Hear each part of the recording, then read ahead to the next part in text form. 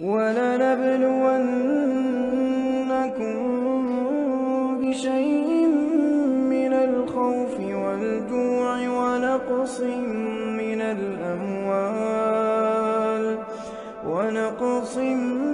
مِّنَ الْأَمْوَالِ وَالْأَنفُسِ وَالثَّمَرَاتِ ۗ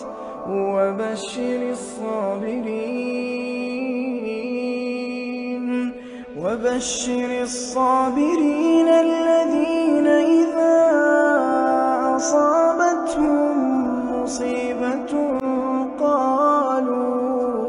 قَالُوا إِنَّا لِلَّهِ وَإِنَّا إِلَيْهِ رَاجِعُونَ أُولَٰئِكَ عَلَيْهِمْ صَلَوَاتٌ مِّن رَّبِّهِمْ وَرَحْمَةٌ وَأُولَٰئِكَ هُمُ الْمُهْتَدُونَ.